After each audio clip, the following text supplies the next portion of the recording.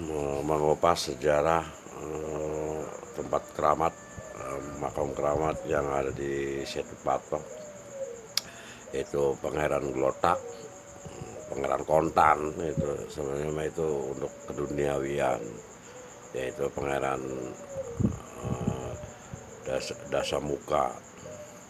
Sejarahnya sih sebenarnya panjang dan berliku-liku. Sebenarnya itu sejarahnya tidak jauh dari perjalanan dari pesantren Benda Kerap, yaitu hidup belajar tasawufnya.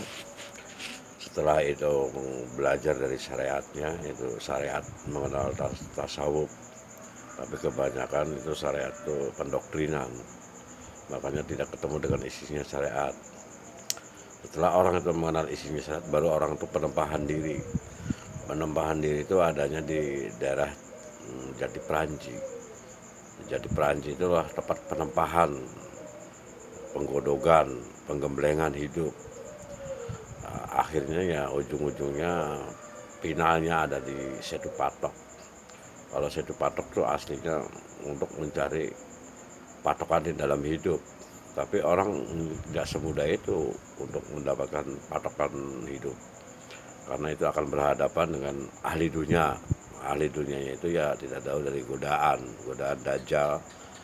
Terus itu ada yang namanya, yang terkenalnya keramatnya Pangeran Dasamuka atau Mbah Buyut Glotak, Mbah Buyut Kontan Glotak 500.000 Glotak 50.000, seperti lagunya Dian Sastra aja itu, Glotak 50.000. Akhirnya Glotak, akhirnya geletak. Kebanyakan Glotak dulu, Kontan dulu, akhirnya geletak. Itulah perjalanannya itu. Sebenarnya perjalanan dari belajar syariat, mengenal pesantren Benda Kerap, tasawufnya, tapi yang ada itu sekarang tuh jadi tak sanggup. Tasawuf jadi tak sanggup. Nah, setelah itu orang sebenarnya kalau sudah mengenal ilmu tasawuf, belajar tasawuf, ya jelas akan penempahan diri, penggemblengan diri yang namanya itu di Jati Pranji. Setelah digembleng, setelah pengenalan diri dari belajarnya tasawufnya, terus mengarah kepada jati diri yang ada ya isinya itu penempahan Jati Pranji. Ya akhirnya kita finalnya itu di Setu Patok. Setu Patok itu untuk mencari patokan dalam hidup.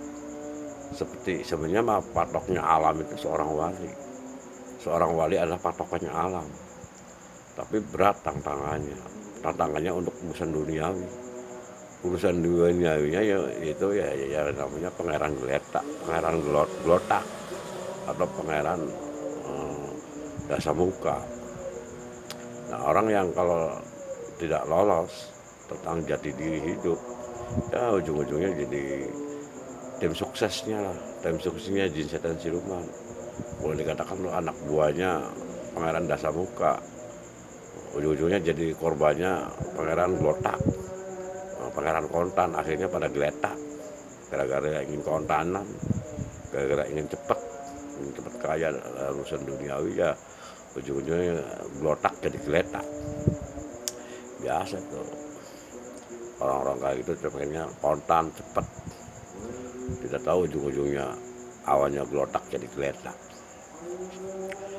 Dan itu sebenarnya segitiga bermuda dari syariatnya, mengenal tasawufnya dan mengenal penempahan dirinya itu Jati Pranji, mengenal mencari jati dirinya. Untuk menentukan jati dirinya itu adanya di Setu Patok. Dan sama dengan perjalanannya seorang Imam Mahdi. Nah, untuk menjadikan Imam Mahdi, untuk menjadikan Satrio Paningit. Satrio Paningit itu akan ketemu dengan Ratu Adil. Dari perjalanan Imam Mahdi itu orang akan membongkar dirinya, mengenal dirinya. Setelah mengenal dirinya baru orang punya ketegasan dalam hidup, tidak mancra-mencre. Hidup A ya A, B ya B, itu namanya Satrio Paningit. Setelah jadi tegas hidupnya, jadi Satrio Paningit, itu baru akan turun Ratunya Adil. ratu dalam keadilan ya, dengan kejujuran hidup. Makanya kebanyakan tuh orang nggak jujur, pada bohong semua, dan tidak sadar orang tuh aslinya dunia itu sifat penggodanya dari dajjal, dari setan, jin, siluman, iblis sebenarnya. Tapi orang tidak mengakui dan malah mungkir. Sebab Allah itu aslinya bukan untuk masalah duniawi. Allah itu bagi siapa yang bisa menjalani duniawinya, menjalankan, membawa harta bendanya, itu Allah yang nilai. Lalu kalau sifat penggodaannya, sifat harta benda, yaitu sifatnya penggoda daripada jin, setan, siluman. Ingat, tapi nggak ada yang sadar. Dunia itu kekuasaannya sifat penggodanya jin, setan, siluman. Bukan isinya harta benda itu semuanya dari Allah. Allah tuh hanya menilai membawa dunia harta bendanya. Kalau bisa membawa dunia harta bendanya, yaitu baru akan diterima. Itulah sebenarnya yang terjadi.